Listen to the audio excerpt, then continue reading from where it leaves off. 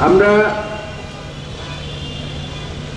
বর্তমানে যেখানে দাঁড়িয়েছি, কি বিষয় নিয়ে আমরা দাঁড়িয়েছি সেটা আপনারা স্পষ্টভাবে জানেন।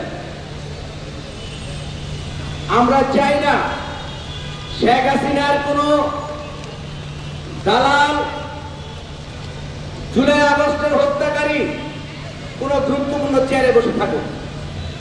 আপনারা দেখেছেন যে কিছুদিন আগেও আমরা এখানে অবস্থান কর্মসূচি করেছিলাম। একটি নিষিদ্ধ সংগঠনের গুরুত্বপূর্ণ দায়িত্ব রয়েছে এবং ঢাকা উত্তর সিটি কর্পোরেশনের প্রশাসক এই যে এজাজের যে চেয়ারে বর্তমানে বসে আছে, এই চেয়ারে কিন্তু সে বসার যোগ্য না। কারণ একজন খুনি, একজন চাঁদাবাজি, একজন টেন্ডারবাজি, একজন হত্যাকারী কখনো প্রশাসনিক সেক্টরে গুরুত্বপূর্ণ দায়িত্ব বসে থাকতে পারে না।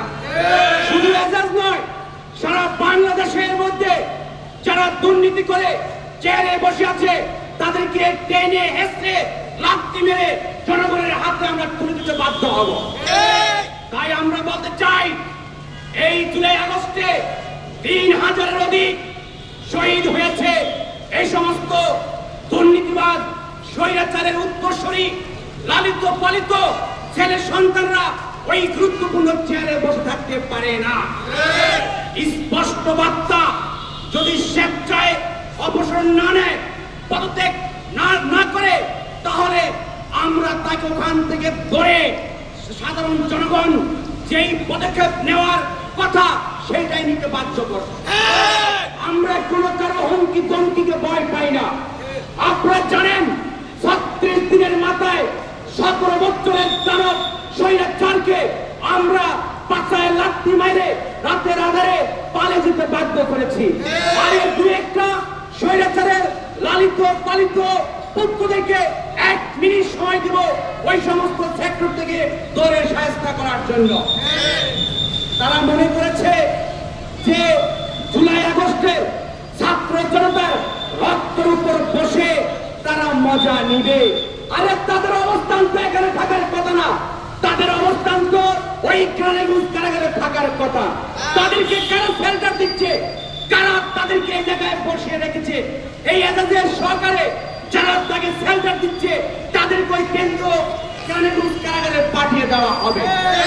আমরা বলতে চাই, এখনো কিন্তু জুলাই বিপ্লবটা থেমে যায় নাই। বাংলাদেশের রক্ষার্থে যে কোনো সময়, যে কোনো অবস্থায় আমরা হাল ধরার জন্য প্রস্তুত আছি। এ ধরনের ভারতের দালাল, ভারতের এজেন্টদেরকে গুরুত্বপূর্ণ জায়গায় বসে রাখা যাবে না। তাই আপনারা দেখেছেন গণ অধিকার পরিষদের ব্যানারে আমরা এখানে কর্মাবস্থান করেছি। আমরা বলতে চাই, আপনারা দেখতে পাচ্ছেন গণ অধিকার পরিষদের নেতাগুলো এখানে দাঁড়িয়েছে।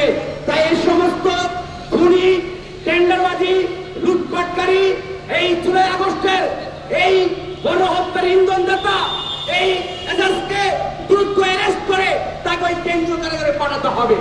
তার অপারেশন তো হবে, তাকে অবশ্যই অপারেশন করতে হবে। তার পাশাপাশি এই সমস্ত দালালদের কারণে এই জুলাই হত্যার মধ্যে তাদের ইন্ধন রয়েছে। জুলাই আগস্টে অনেক সাধারণ মানুষকে হত্যা করেছে, ছাত্র জনতাকে হত্যা করেছে।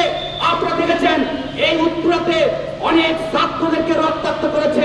এই সমস্ত দলবদ্ধতার কারণে রক্তাক্ত হয়েছে। তা আমরা চাই না কোন লুটপাটকারী এই চেয়ারে থাকুক। অতি দ্রুত আমাদের প্রধান উপদেষ্টা ডক্টর ইউনূস সাহেবকে বলতে চাই, আপনার মান ক্ষুণ্ণ করছে এ ধরনের ভারতের দালাল, এ ধরনের ভারতের এজেন্ট, তাদেরকে এখনই শায়েস্তা করতে হবে।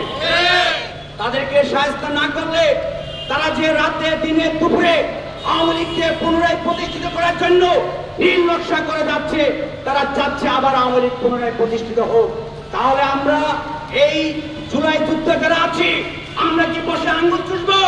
আমরা বসে আঙ্গুল চলবো না। কারণ তাদের মা চলে গেছে।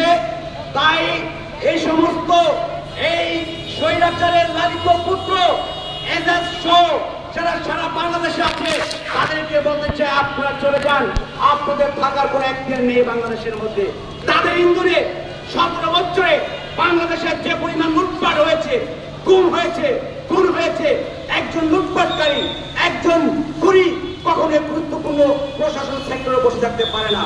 তাই আমাদের আন্দোলন চলমান থাকবে, স্বৈরাচারের বিরুদ্ধে আমাদের আন্দোলন চলমান থাকবে, লুটপাটের বিরুদ্ধে আমাদের আন্দোলন চলমান থাকবে, একজন টেন্ডারবাজির বিরুদ্ধে। সবাইকে ধন্যবাদ।